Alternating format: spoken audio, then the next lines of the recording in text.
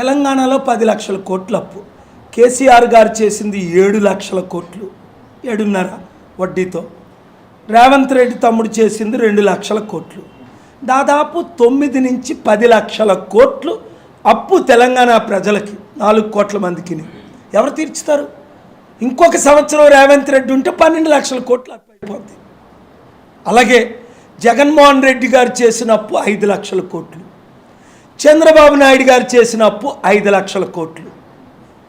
10 లక్షల కోట్లకి వడ్డీయే దాదాపు 5% చూసుకుంటే 50,000 కోట్లు, 10% చూసుకుంటే 1,00,000 కోట్లు.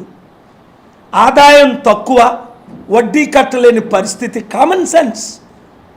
ఇప్పుడు నీకే 50,000 రూపాయలు నెలకి ఇన్కమ్, నీ ఖర్చులు 1,00,000 రూపాయలు నెలకి.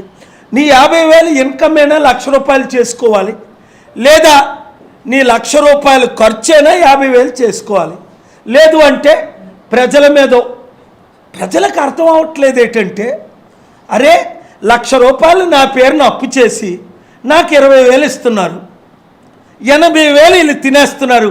అప్పుడన్నారు రాజీవ్ గాంధీ గారే 10% ప్రజల చేతికి వెళ్తుందని. ఇప్పుడు కాదు, 40 సంవత్సరాల క్రిందటే